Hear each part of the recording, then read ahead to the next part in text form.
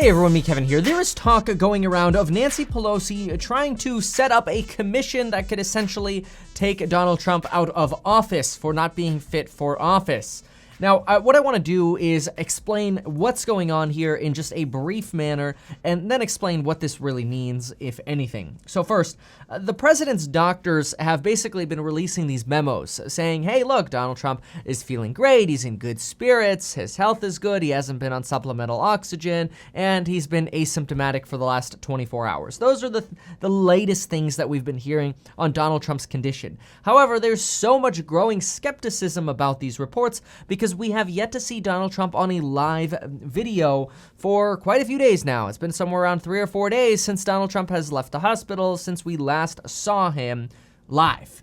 And this is a lot of folks questioning, why is it that all we're getting are recorded updates from Donald Trump? Is Donald Trump back in the Oval Office while he's sick instead of the special rooms they set up for him to prevent the spread of COVID? Why is Mitch McConnell not going to the White House, and why does he not agree with the White House guidelines on COVID? And, well, that's because the guidelines in the White House are apparently and allegedly very scant. And that might explain why many people have gotten COVID. Now, not trying to take sides, this just kind of catches you up to speed on what's going on. Donald Trump has COVID, the guidelines in the White House aren't as good for people with COVID, and the White House has also refused to contact trace people who might potentially have gotten sick or exposed from the Supreme Court nomination ceremony.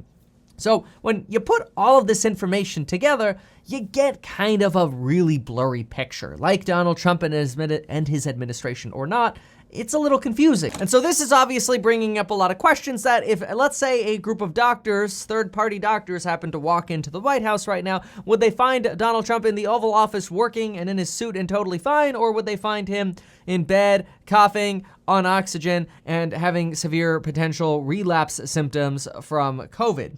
Well, those are the questions. Is it that Donald Trump just puts together and musters together his energy long enough to put on a suit, send a few tweets, and record a video that can be edited or sort of reshot in the event he coughs during the take? Or, is he just totally okay? Who knows? We don't know. So here's what Democrats led by Nancy Pelosi are expected to talk about tomorrow. There is this particular bill, which I'm going to pull up right here. We'll look at this bill. This bill is expected to be revealed in much more detail tomorrow at Nancy Pelosi's press conference. And this is a bill to establish an Oversight Commission on presidential capacity. And so this particular bill, what it does is it's designed to, if this passes, which will probably pass the House, but then, it's got to pass the other chamber too.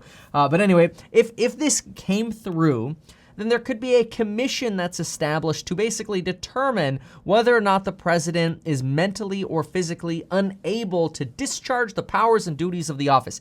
AKA, is he actually okay and is he able to work? And this would be made up by a group of 11 members. 2 of them would be from the House majority, 2 of them would be from the Senate majority, 2 from the minorities of each chamber, and so on and so forth. And each member appointed to the commission shall be a physician, which we do have many representatives and senators who are physicians, and 1 physician shall have a specialty in psychiatry.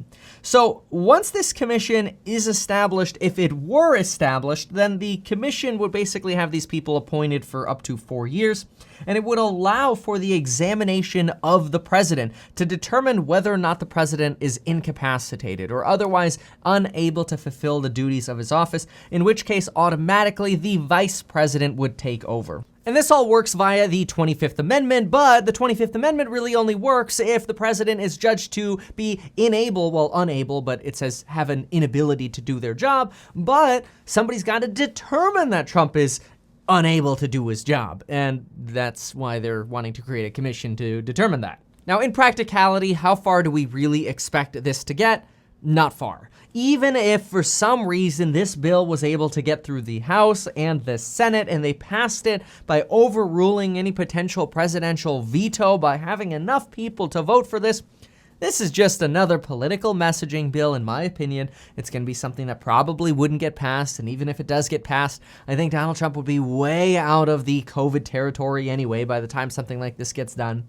This is just a political posturing tool being designed to say, hey man, come on, give us a little bit more transparency. When was the last time you tested negative? Why don't you tell us a little bit more?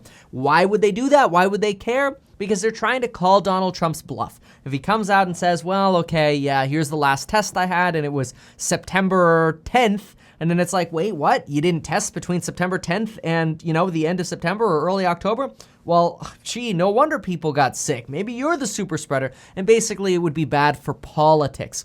All this is a bill about politics. So, yeah, there are going to be headlines about Nancy Pelosi replacing Donald Trump. Obviously, that's the headline, or similar to the headline that we have here. But I wanted to explain this appropriately so that way when you see this, you kind of know what's going into this.